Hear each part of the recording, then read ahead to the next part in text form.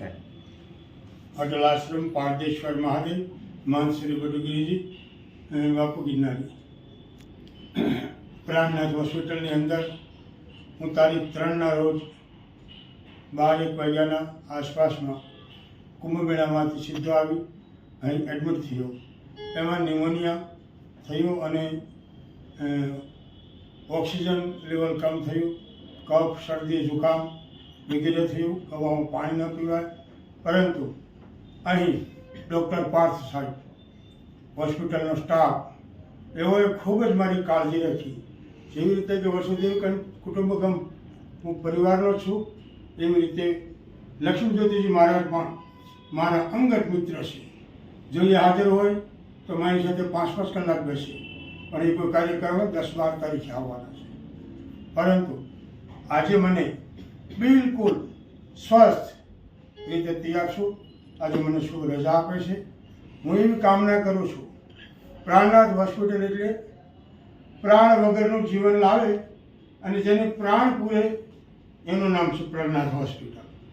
આમાં તારક જ્યોતિ સ્વામી મુખ્ય પાયાના હેતુ છે. એમના આજ્ઞાધીન શિષ્ય પરમપૂજ્ય પ્રાત સમય લક્ષ્મી જ્યોતિજી મહારાજ આજે મોટું આ વિશાળ કાયનું એક સેવા કલ્પવૃક્ષ બનાવી રહ્યા છે અને આવું સુંદર આયોજન કરે છે, સુંદર જનસેવા કરે છે.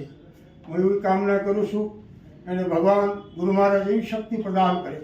આવો મિત્રો, આપણે પણ એકવાર પ્રાણનાથની મુલાકાત જરૂર લેવી જોઈએ, કારણ કે જ્યાં તો દેવતાઓનો વાસ છે, સંતોનો વાસ છે અને સંતોની ઉર્જાથી ભરેલી આ હોસ્પિટલ છે.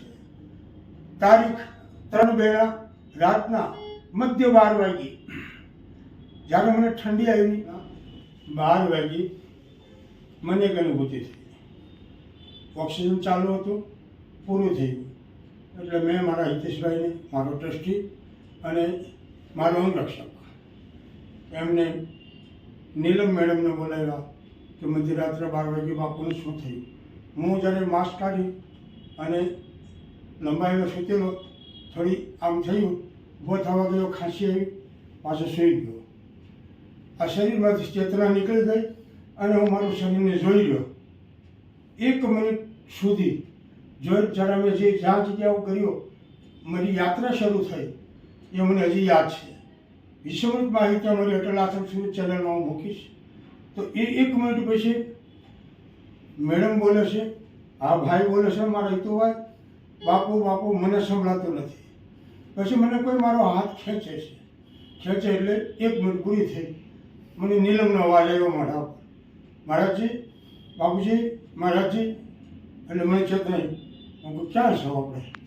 આ કોણ છે? તો ગઈ તો શું? ઓહો, 2 મિનિટમાં મને સમૃદ્ધિ આવી. સમૃદ્ધિ આવી એટલે મને પ્રાણનાથ હોસ્પિટલમાં દાખલ છે, પ્રાણનાથ હોસ્પિટલમાં છું. ઓહો, હા, મને થોડીક નીંદર આવી ગઈ એવું મેં એ લોકોને કીધું. પણ મને સમૃદ્ધિ થઈ કે આ કોઈ દેવી શક્તિ મને મારી જીવનમાં 72 વર્ષની જીવનની અંદર આ અનુભૂતિ થઈ. આ રૂમની અંદર નગ્ન સત્ય બોલી રહ્યો છું. આ હિતેશભાઈ, નીલમભાઈ મેડમ એનો સાક્ષી છે. આ પ્રાણનાથ હોસ્પિટલમાં આવા મહાપુરુષની દિવ્ય શક્તિ વસે છે. એટલે જે લોકો અહીં આવશે એમના દિવ્ય પુરુષની દવાની સાથે એનર્જી પ્રાપ્ત થશે. એટલે જલ્દી રિકવરી પ્રશ્નો થશે અને સંસ્થાનું દેશ વિદેશોમાં, પૂરા વિશ્વમાં નામના થશે.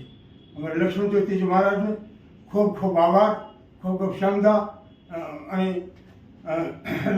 પ્રાણનાથ હોસ્પિટલને સર્વ સ્ટાફને થેન્ક યુ, પ્રણામ.